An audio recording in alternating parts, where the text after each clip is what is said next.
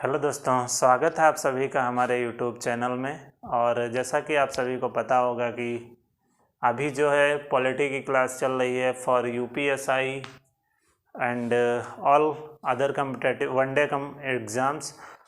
तो चलिए स्टार्ट करते हैं। हमने पिछले वीडियो में देख लिया था कि भारतीय संविधान के परिचय के बारे में बात कर ली और उसमें डिस्कस किया था सारे पार्ट वाइज आर्टिकल्स के बारे में। तो आज के वीडियो में बात करेंगे, ये दूसरी क्लास है, इसमें बात करेंगे अनुसूचियाँ। आज इसी वीडियो में सारी कवर हो जाएंगी, आप लोग बस देखते रहिए। इसमें अनुसूचियाँ, इसमें बात करते हैं 8 + 4 = 12।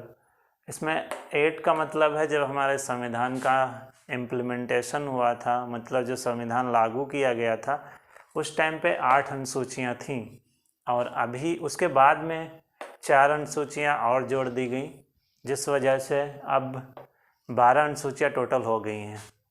तो चलिए इसके अनुसूचियाँ सारी इसकी देख लेते हैं। प्रथम अनुसूची में संघ एवं राज्य क्षेत्रों के नाम के बारे में प्रावधान है और द्वितीय अनुसूची में वेतन, भत्ते और पेंशन जो भी है सैलरी के बारे में बात की गई है द्वितीय अनुसूची में। इसमें पार्ट वाइज दिया हुआ है, पार्ट वाइज देख लेते हैं। पार्ट ए में राष्ट्रपति और राज्यपालों की सैलरी के बारे में बात की गई है और पार्ट बी में कुछ नहीं है।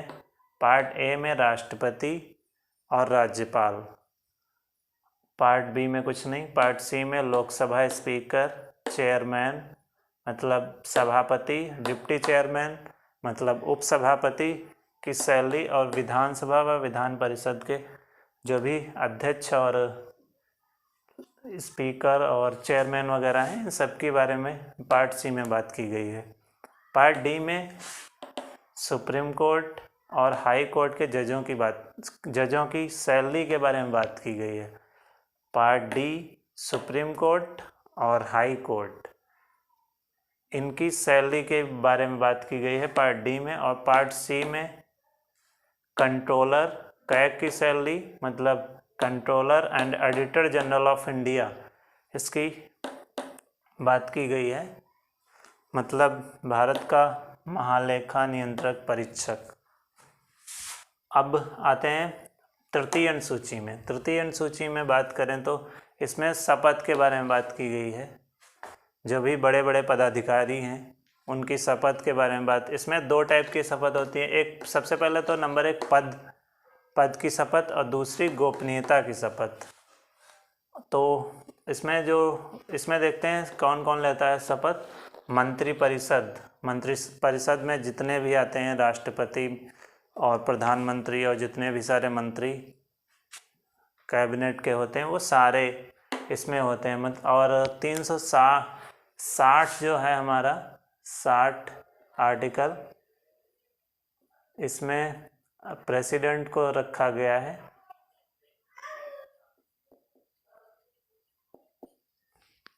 इसमें प्रेसिडेंट को रखा गया है, इसमें प्रेसिडेंट शपथ लेता है। तो आगे देखते हैं आर्टिकल 60 में।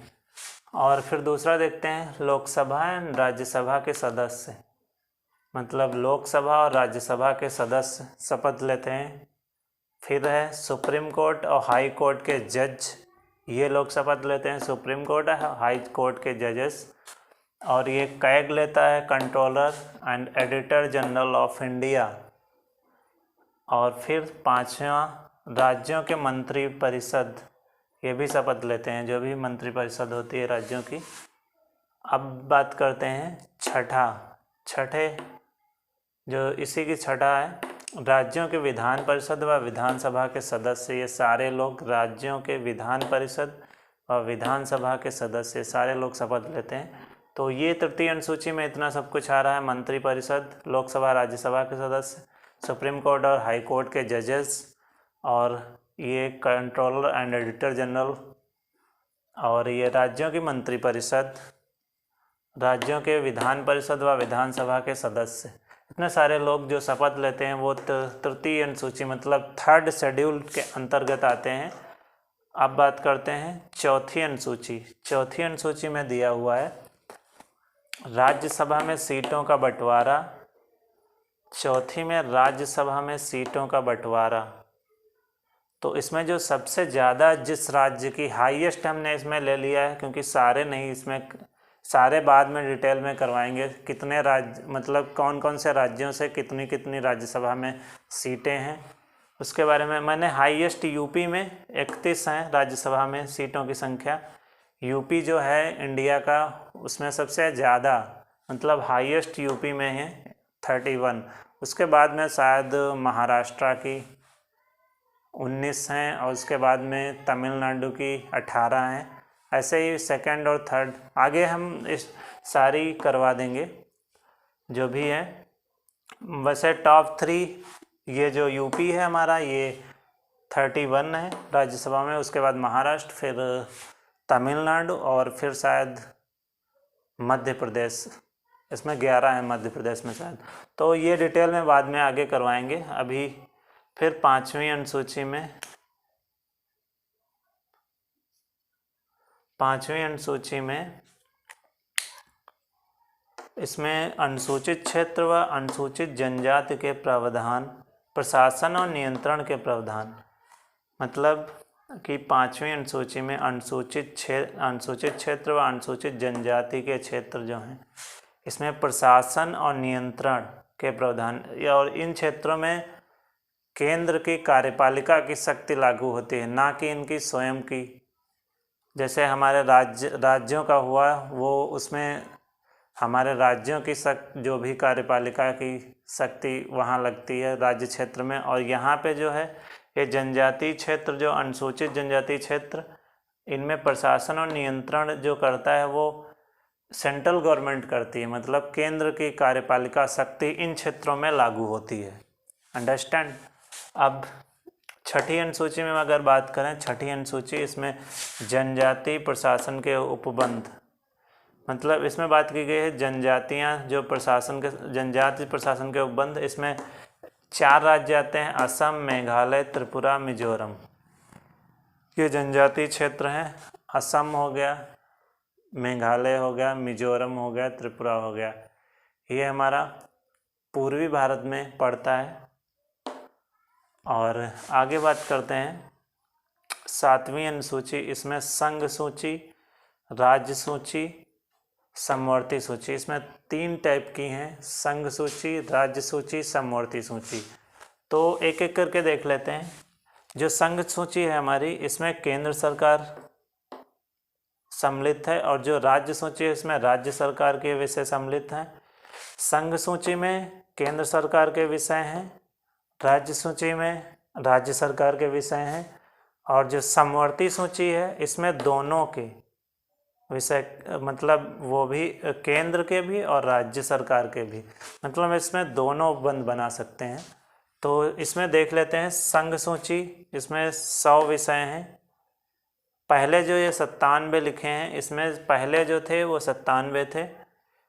और इसमें देखते हैं जो राज्य सूची है इसमें 66 थे पहले, अब 61 हो गए हैं। और समवर्ती सूची में कितने विषय हैं? ये 52 विषय हैं और पहले 47 थे। मतलब समवर्ती का मतलब होता है राज्य और केंद्र सरकारें दोनों मिलजुल कर ये इन विषयों पर काम करती हैं। और राज्य सरकार के अंतर्गत 61, और मोटा मोटा अगर देख लें तो ये केंद्र सरकार के पास ज़्यादा विषय हैं, 97, जैसे कि इनके पास, केंद्र के पास। ये जितने भी विषय हैं हम डिटेल में बात करेंगे आगे, अभी शॉर्ट फॉर्म में थोड़ा चल रहे हैं। और इसकी जो अवशिष्ट शक्तियाँ होती हैं, मतलब अवशिष्ट शक्तियाँ, रेसिडेंशियल पावर जो होती है वो केंद्र के पास होती है, सेंट्रल गवर्नमेंट के पास। और जैसा यहाँ इंडिया में, और पहले जो आज़ादी से पहले वायसराय के पास रहती थी। और अमेरिका में अगर बात की जाए, अमेरिका में तो वहाँ जो है, वहाँ के संविधान के अनुसार वहाँ जो ये जो अवशिष्ट शक्तियाँ हैं वो राज्यों के पास होती हैं। तो दोस्तों अगली है 8वीं अनुसूची। इसमें 22 भाषाएं, इसमें 22 भाषाओं के बारे में बात की गई है। 22 भाषाएं जब संविधान का इम्प्लीमेंटेशन हुआ था तब 14 भाषाएं थी और उसके बाद में 8 भाषाएं और जोड़ दी गई, तब टोटल 22 भाषाएं हो जाती हैं। और आगे देखते हैं 9वीं अनुसूची। इसमें केंद्र और राज्य के कानूनों की एक सूची है, वो सूची का नाम है भूमि सुधार कानून। इसमें केंद्र और राज्य के कानूनों की एक सूची भूमि सुधार कानून है ये। और इसमें जो इसको अदालत में चुनौती नहीं दी जा सकती है। ओके, अगली है 10वीं अनुसूची, दल बदल विरोधी कानून। 10वीं है दल बदल विरोधी कानून। इसमें 52वें संशोधन के द्वारा ये लागू किया गया था और 1985 में। अगली है 11वीं अनुसूची, पंचायती राज की संस्थाएं। 29 विषय इसमें आते हैं, जैसे कि ग्रामीण विकास, पेयजल, सड़कें, बाजार और भी इतने आदि विषय आते हैं। पंचायती राज की शक्तियाँ, ये सारा सब कुछ 29 विषय लगभग आते हैं। और 12वीं अनुसूची में है इसका जो 11वीं अनुसूची में ये संस्थाएं होती हैं। इसमें 32 विषय हैं पंचायती राज में, और इसमें 73वें संविधान संशोधन 1992 के द्वारा ये लागू किया गया था। और 12वीं अनुसूची में नगर पालिकाओं की संस्थाएं हैं, इसमें 18 विषय हैं। 12वीं अनुसूची में नगर पालिकाओं की संस्थाएं, इसमें 18 विषय हैं। याद रखना, पंचायती राज में 29 विषय हैं और नगर पालिकाओं की संस्थाएं में 18 विषय हैं। इसको 74वें संविधान संशोधन 1993 के द्वारा लागू किया गया था। और अब बात करते हैं, अनुसूचियाँ तो कंप्लीट हो गई हैं और अब इन्हें याद करना थोड़ा सा मुश्किल हो जाएगा, इसलिए मैंने एक ट्रिक्स आप लोगों के लिए यहाँ पे लाया है और इसके माध्यम से याद करते हैं। देखते हैं, थोड़ा सा सरल, थोड़ा क्या बिल्कुल आसान हो जाएगा। आप लोग बस एक सेंटेंस और सारी अनुसूचियाँ लर्न हो जाएंगी। सो देखते हैं, इसमें बहुत ही बस याद करना है। आरपीएस ने सीटों के लिए एससी और एसटी के साथ सख्त की भाषा बोली तथा उनकी भूमि को दलदल बनाकर पंचायतों और नगरों को दे दिया। फिर से एक बार, आरपीएस ने सीटों के लिए एससी और एसटी के साथ सख्त की भाषा बोली तथा उनकी भूमि को दलदल बनाकर पंचायतों और नगरों को दे दिया। तो सिंपल सा है, अब इसको याद कर लीजिए आप लोग और मैं इसको समझा दे रहा हूँ। आरपीएस का मतलब होता है, आर का मतलब होता है, हम आगे आर का मतलब राज्य व संघ राज्य क्षेत्र। ये जो अनुसूचियाँ हैं इनसे मैच कर लीजिएगा, राज्य व संघ राज्य क्षेत्र।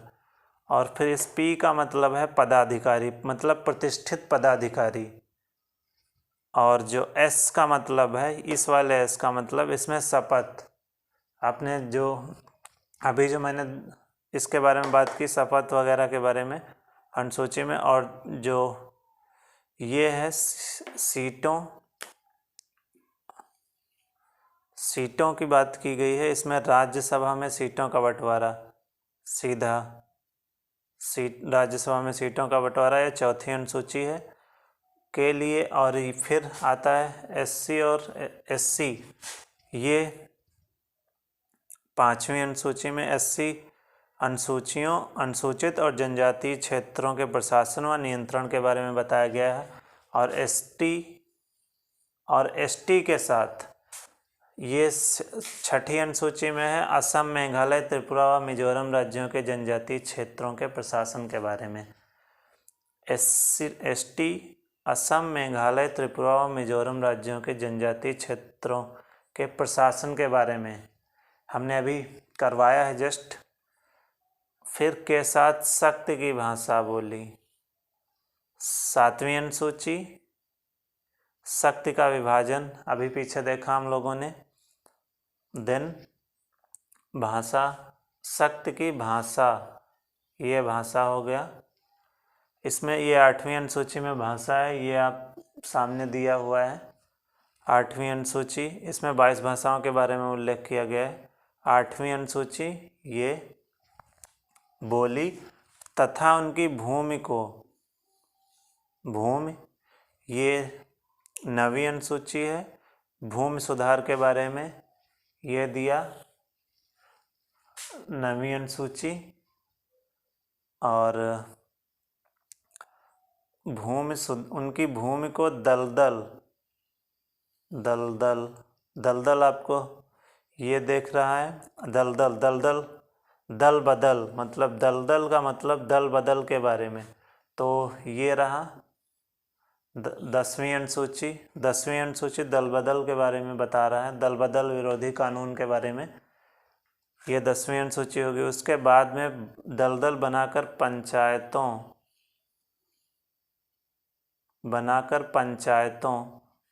पंचायतों ये 11 अनुसूची है। इसमें पंचायती राज संस्थाएं, ये रहा 11वीं अनुसूची, पंचायती राज की संस्थाएं। और ये 11वीं अनुसूची में है। और 12वीं अनुसूची में नगरों, इधर देखिए पंचायतों और नगरों को दे दिया। ये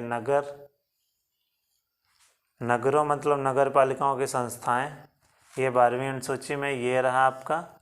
और नगर पालिकाओं की संस्थाएं, इसमें 18 विषय हैं। तो आप लोग देख सकते हैं कितना आसान हो गया है। और अब इसको एक बार और याद करते हैं। आरपीएस ने सीटों के लिए एससी और एसटी के साथ शक्ति की भाषा बोली तथा उनकी भूमि को दलदल बनाकर पंचायतों और नगरों को दे दिया। आरपीएस ने सीटों के लिए एससी और एसटी के साथ शक्ति की भाषा बोली तथा उनकी भूमि को दलदल बनाकर पंचायतों और नगरों को दे दिया। एक बार और, आरपीएस ने सीटों के लिए एससी और एसटी के साथ शक्ति की भाषा बोली तथा उनकी भूमि को दलदल बनाकर पंचायतों और नगरों को दे दिया। सिंपल सा है, आप लोग याद कर लीजिएगा। तो नोट करना चाहिए, आप लोग यूज़ करके नोट कर लीजिएगा इसे। तो आज के लिए इतना ही। और बताइएगा आप लोगों को ये क्लास कैसी लगी कमेंट सेक्शन में। और अगली जो 3rd क्लास है वो कल आएगी। ये वाली क्लास थोड़ा लेट हो गई, इसलिए माफ़ी चाहता हूँ। अगली क्लास, तो आज के लिए इतना ही। मिलते हैं एक नए वीडियो में। और आप सभी से एक और, हम अब यहाँ पे रीजनिंग की लाने वाले हैं एक क्लास, रीजनिंग स्टार्टिंग से। तो अगर कोई चैनल पे नया हो तो सब्सक्राइब कर ले। सो मिलते हैं, बाय बाय, टेक केयर।